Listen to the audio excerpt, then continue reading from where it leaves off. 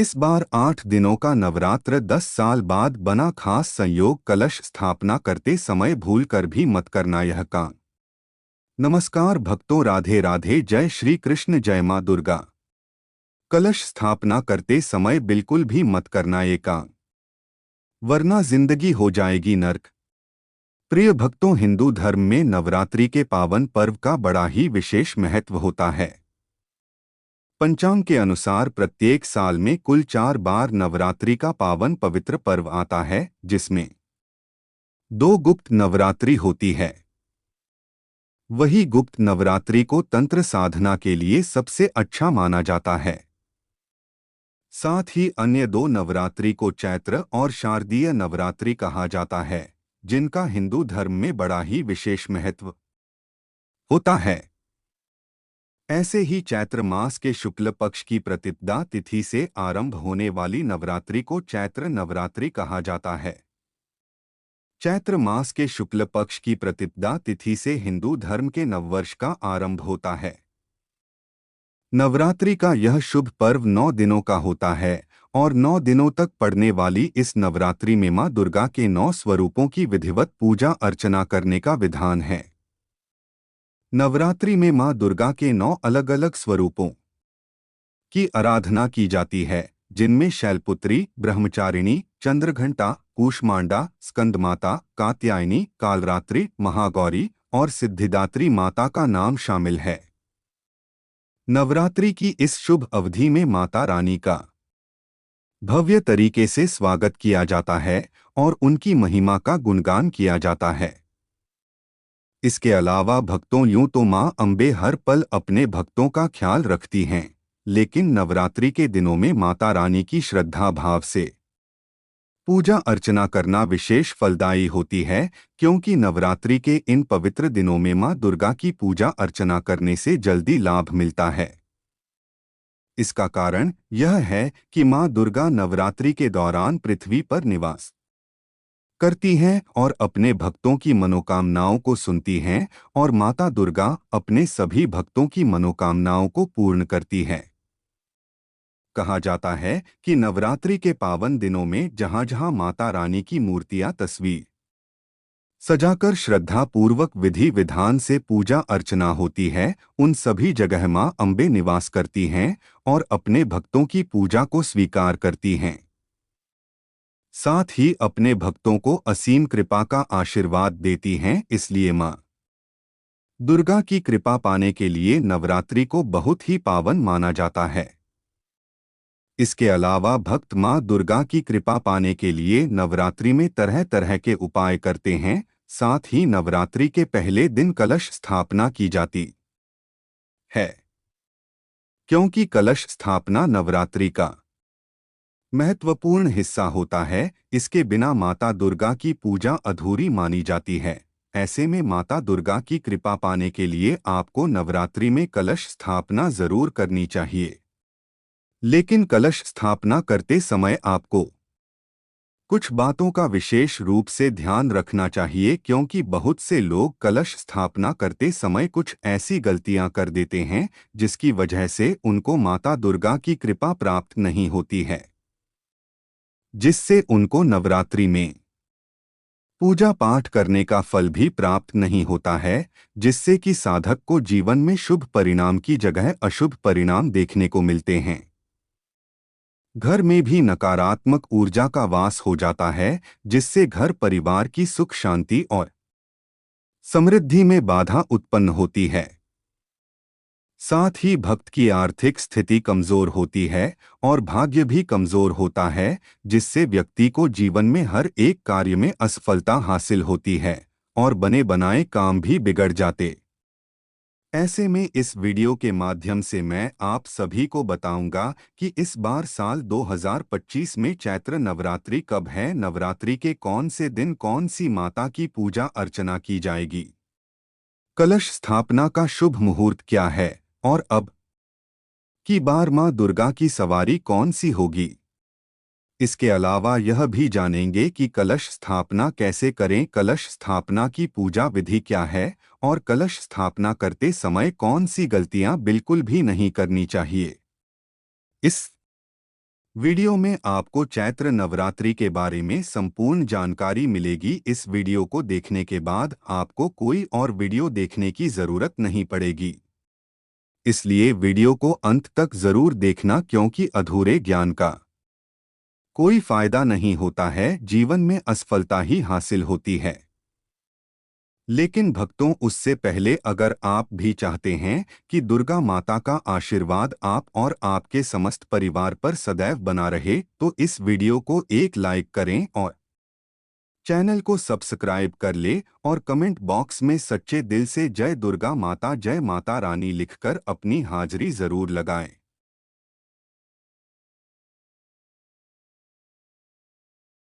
तो चलिए प्रिय भक्तों, सबसे पहले जानते हैं कि इस साल 2025 में चैत्र नवरात्रि कब से शुरू होंगे और इनका समापन कब होगा। इसके अलावा कलश स्थापना का शुभ मुहूर्त क्या है और अब की बार मां दुर्गा की सवारी क्या होगी।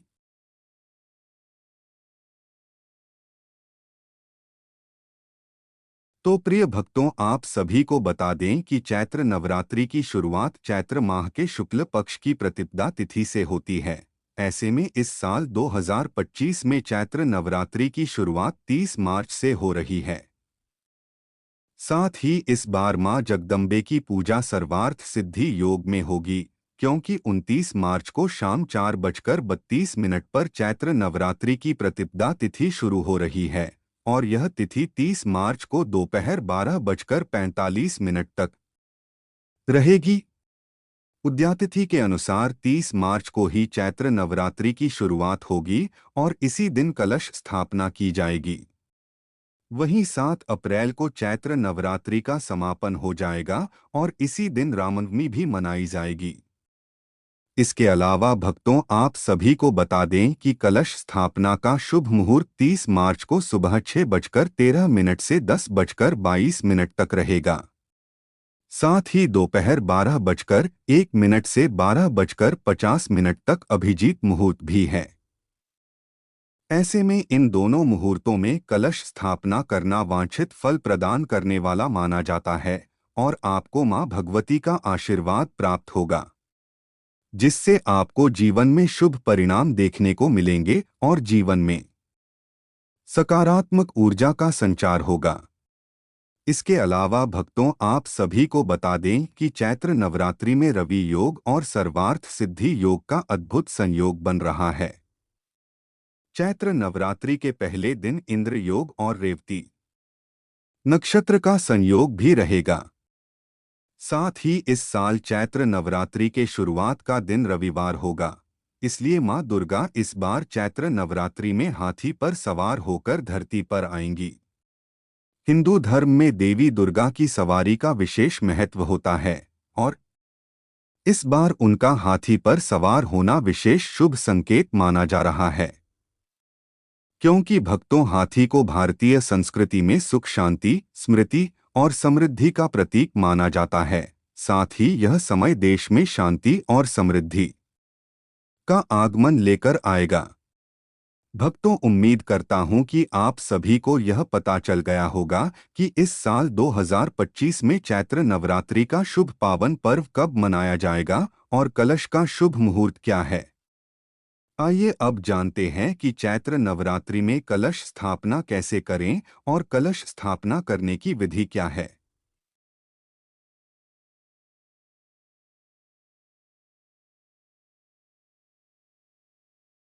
एक सही मुहूर्त। प्रिय भक्तों, कलश स्थापना के लिए सबसे महत्वपूर्ण है शुभ मुहूर्त का चयन करना। ऐसे में शास्त्रों के अनुसार ब्रह्मा मुहूर्त, अभिजीत मुहूर्त या फिर चौघड़िया के शुभ समय में कलश स्थापना करना अत्यंत फलदायी माना जाता है। इसके अलावा यदि प्रतिपदा तिथि 2 दिनों तक हो, तो जिस दिन सूर्योदय के समय प्रतिपदा हो उस दिन घट स्थापना करना बेहद ही शुभ माना जाता है। ऐसे में आपको इस बात का विशेष रूप से ध्यान रखना चाहिए कि कलश स्थापना शुभ मुहूर्त में ही करें। ऐसा करने से आपको मां दुर्गा की विशेष कृपा प्राप्त होगी और आपको नवरात्रि में पूजा पाठ करने का पूर्ण फल प्राप्त होगा।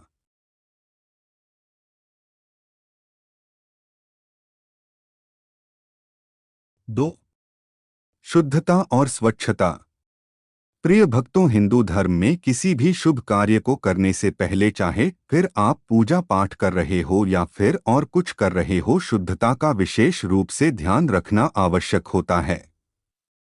ऐसे में नवरात्रि की प्रतिपदा तिथि पर कलश स्थापना करने से पहले पूरे घर की अच्छे से साफ सफाई कर और विशेष रूप से उस स्थान को शुद्ध करें जहां पर आप घट स्थापना करने वाले हैं। आप जहां पर कलश स्थापना कर रहे हैं उस जगह को गंगाजल से शुद्ध करना अत्यंत आवश्यक होता है, क्योंकि गंगाजल में पवित्रता और सकारात्मक ऊर्जा होती है। ऐसे में आपको स्नान करने वाले पानी में गंगाजल डालकर स्नान करना चाहिए और स्वच्छ वस्त्र धारण करें। साथ ही महिलाएं लाल या पीले वस्त्र धारण करें, क्योंकि ये देवी दुर्गा का प्रिय रंग माना जाता है। ऐसा करने से मां दुर्गा अत्यंत प्रसन्न होती है और साधक के अन्न धन के भंडार भर देती है।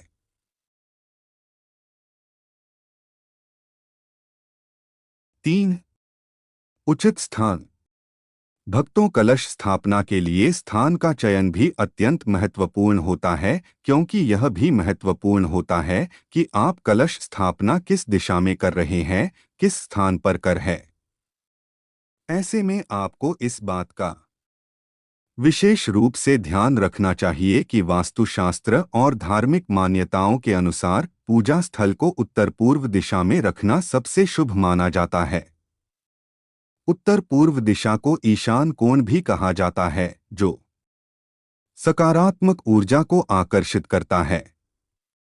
ऐसे में यदि घर में मंदिर है तो कलश को मंदिर में स्थापित करें, अन्यथा उत्तर पूर्व दिशा यानी ईशान कोण में एक स्वच्छ और शांत स्थान पर चौकी रखकर स्थापना करें। ऐसा करने से घर में सकारात्मक ऊर्जा का संचार होगा।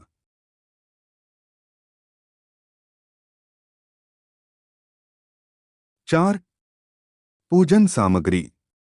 प्रिय भक्तों, कलश स्थापना के लिए कुछ आवश्यक पूजन सामग्रियों की आवश्यकता होती है, क्योंकि इन सामग्रियों के बिना कलश स्थापना अधूरी मानी जाती है। इन पूजा सामग्री में तांबा, पीतल या मिट्टी का कलश, गंगाजल, आम के पत्ते, नारियल, मौली, सुपारी, चावल, दूर्वा, सिक्का, हल्दी, कुमकुम, पुष्प, पंचामृत आदि प्रमुख हैं। कलश में गंगाजल भरने से कलश पवित्र हो जाता है और उसमें सकारात्मक ऊर्जा का संचार हो जाता है। लेकिन आपको इस बात का ध्यान रखना चाहिए कि आम के पत्तों को कलश के चारों ओर इस प्रकार लगाएं कि उनका मुंह बाहर की ओर निकला रहे। ऐसा करने के बाद नारियल को लाल कपड़े में लपेटकर मौली बांधें और उसे कलश के ऊपर रखें। लेकिन यह कार्य करते हुए शुद्धता का विशेष रूप से ध्यान रखना चाहिए, नहीं तो आपको शुभ की जगह अशुभ परिणाम देखने को मिलेंगे।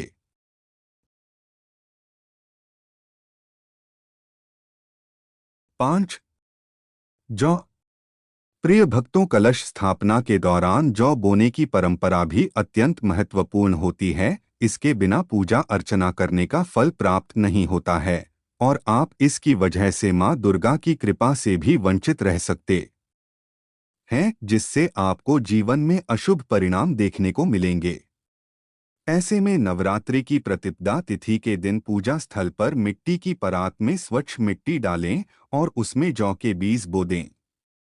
साथ ही इन जौ को प्रतिदिन जल अर्पित करें और आपको विशेष रूप से यह ध्यान रखना है कि यह सूखने न पाए।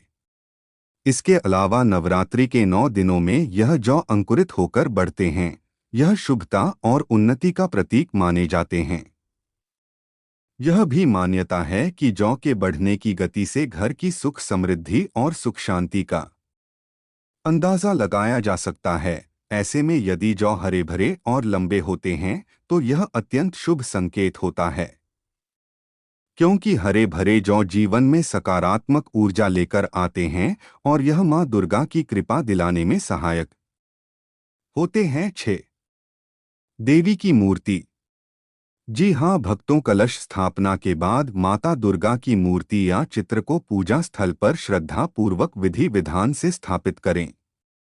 फिर देवी को लाल चुनरी, फूलमाला और आभूषण अर्पित करें। साथ ही माँ दुर्गा को लाल रंग के फूल अर्पित करें, क्योंकि माता को लाल फूल अति प्रिय होते हैं, इसलिए उन्हें लाल गुड़हल या गुलाब के फूल अर्पित करें। इसके अलावा अगर आप अखंड ज्योति जलाना चाहते हैं तो उसे 9 दिनों तक जलाए रखें, लेकिन ध्यान रहे कि यह बीच में बुझ न पाए, वरना यह आपके लिए अशुभ साबित हो सकता है। तो भक्तों, यह थी कलश स्थापना करने की विधि। चलिए अब जानते हैं कि कलश स्थापना करते समय कौन सी गलतियां भूलकर भी नहीं करनी चाहिए। लेकिन अगर अभी तक आपने इस वीडियो को लाइक नहीं किया है तो इस वीडियो को एक लाइक जरूर करें और चैनल को सब्सक्राइब कर ले, क्योंकि ऐसी ही जानकारी से परिपूर्ण वीडियो हम आपके लिए लाते रहते हैं।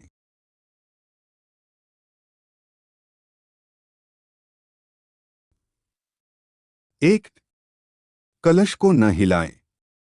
जी हाँ भक्तों, कलश स्थापना करने के बाद उसे अपने स्थान से बार बार हिलाना या इधर-उधर करना अशुभ माना जाता है, क्योंकि एक बार जब कलश स्थापित कर दिया जाए तो उसे 9 दिनों तक उसी स्थान पर स्थिर रहना चाहिए, उसे हिलाना नहीं चाहिए।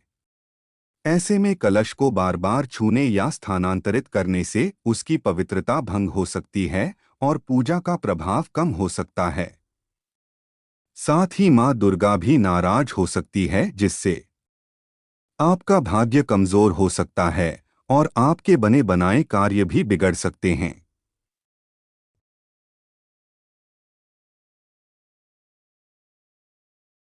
2. गलत मुहूर्त में कलश स्थापना। प्रिय भक्तों, कलश स्थापना का समय निश्चित रूप से शुभ मुहूर्त में ही करना चाहिए, क्योंकि कलश स्थापना करने के लिए शुभ मुहूर्त सबसे उत्तम माना जाता है। शुभ मुहूर्त में कलश स्थापना करने से माँ दुर्गा भी अत्यंत प्रसन्न होती है और साधक को अपनी असीम कृपा का आशीर्वाद देती है। ऐसे में यदि कोई व्यक्ति शुभ मुहूर्त में स्थापना न करके अशुभ मुहूर्त में कलश स्थापना करता है तो शुभ परिणाम की जगह अशुभ परिणाम देखने को मिलते हैं। बने बनाए कार्य भी बिगड़ जाते हैं और भाग्य भी कमजोर होता है। साथ ही साधक की आर्थिक स्थिति भी कमजोर होती है, जिससे उस साधक को जीवन में आर्थिक तंगी जैसी समस्याओं का सामना करना पड़ता है और जीवन दुर्भाग्य में बदल सकता है। 3. कलश का जल। प्रिय भक्तों, कलश में भरा गया जल पवित्र होता है और इसे पूजा के दौरान छूते समय विशेष सावधानी बरतनी चाहिए। ऐसे में किसी भी अशुद्ध हाथ से कलश को न छुएं और इसके जल को गंदा न करें। साथ ही इस बात का ध्यान रखें कि कलश में अशुद्ध जल न भरे। यदि गलती से कलश का जल अशुद्ध हो जाता है तो इसे बदलकर नया गंगाजल डालें और पुनः पूजा करें। ऐसे में नवरात्रि के अंत में इस जल को किसी पवित्र स्थान, तुलसी के पौधे, पीपल के वृक्ष या नदी में विसर्जित करना चाहिए। ऐसा करने से घर परिवार पर मां दुर्गा की कृपा बनी रहती है और साधक की आर्थिक स्थिति मजबूत होती है, जिससे साधक को जीवन में आर्थिक तंगी जैसी समस्याओं का सामना नहीं करना पड़ता है। 4. खंडित सामग्री। जी हाँ भक्तों, कलश स्थापना में उपयोग होने वाली सभी पूजन सामग्री शुद्ध होनी चाहिए। किसी भी प्रकार की टूटी फूटी या खंडित वस्तुओं का प्रयोग पूजा में नहीं करना चाहिए, क्योंकि यह अशुभ माना जाता है। यदि पूजा में टूटा हुआ कलश, फटा हुआ नारियल, सूखे या मुरझाए हुए फूल या खराब सुपारी का उपयोग किया गया तो यह पूजा को निष्फल कर सकता है, जिससे मां दुर्गा नाराज हो सकती है और आप मां दुर्गा की कृपा से वंचित रह सकते हैं। इसके अलावा पूजा में उपयोग किए जाने वाले चावल, हल्दी, कुमकुम भी शुद्ध होना चाहिए। 5. अखंड ज्योति।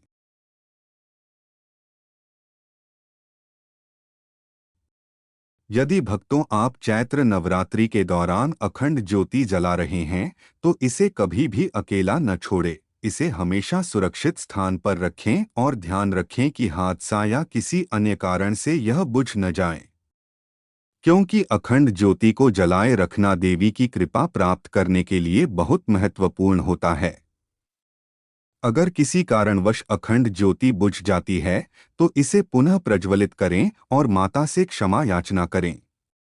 अगर अखंड ज्योति बुझ गई और आपने माता से क्षमा नहीं मांगी, तो आपके पूरे नवरात्र बर्बाद चले जाएंगे। आपको नवरात्रि में पूजा पाठ करने का फल प्राप्त नहीं होगा। जीवन में अशुभ परिणाम ही देखने को मिलेंगे और आपको जीवन में हर एक कार्य में असफलता हासिल होगी। 6. जूते चप्पल।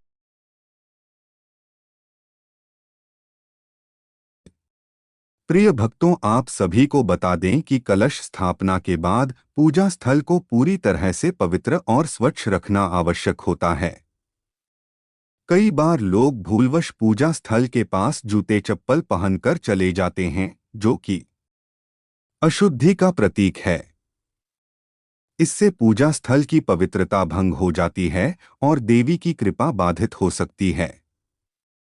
ऐसे में पूजा स्थल में हमेशा नंगे पैर जाएं और वहां की साफ सफाई का पूरा ध्यान रखें, क्योंकि माता लक्ष्मी भी वहीं पर वास करती है, जहां पर साफ सफाई और शुद्धता रहती है। इसलिए आपको इस बात का विशेष रूप से ध्यान रखना चाहिए।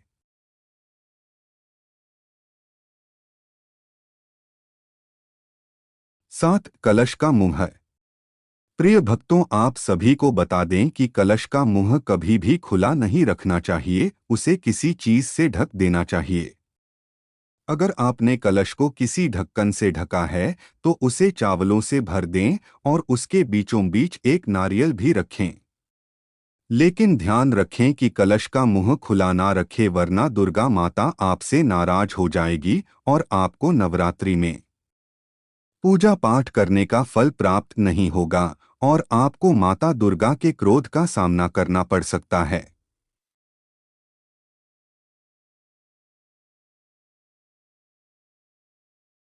8. कलश के ऊपर नारियल। प्रिय भक्तों, आप सभी को बता दें कि शास्त्रों में नारियल को भगवान गणेश का प्रतीक माना जाता है, जिसमें त्रिदेवों यानी ब्रह्मा, विष्णु और महेश जी का वास होता है। शास्त्रों के अनुसार चैत्र नवरात्रि के दौरान कलश में नारियल रखते समय कुछ नियमों का पालन अवश्य करना चाहिए, वरना इसका उल्टा प्रभाव पड़ सकता है। ऐसे में नवरात्रि में कलश पर नारियल रखते समय नारियल का मुख नीचे होना चाहिए। इसके अलावा अगर आप नारियल खड़ा करके रखते हैं और उसका मुंह ऊपर की ओर होता है, तब रोग बढ़ता यानी घर में रहने वाले लोग अधिक बीमार होते हैं। साथ ही अगर नारियल का मुख पूर्व दिशा की ओर होता है, तो साधक की आर्थिक स्थिति कमजोर होती है और आर्थिक हानि होती है। तो प्रिय भक्तों, यह थी वह गलतियां जो बिल्कुल भी चैत्र नवरात्रि में कलश स्थापना करते समय नहीं करनी चाहिए, वरना माता दुर्गा नाराज हो जाती है और आपका नवरात्रि का फल बर्बाद हो जाता है। अगर जानकारी अच्छी लगी तो वीडियो को लाइक एंड शेयर करें और आप मेरे चैनल भक्ति ज्ञान धारा को सब्सक्राइब करके बेल नोटिफिकेशन को ऑल पर सेट कर ले, ताकि आपको हमारी आने वाली हर एक न्यू वीडियो का नोटिफिकेशन आपको सबसे पहले मिल जाए। वीडियो देखने के लिए आपका धन्यवाद।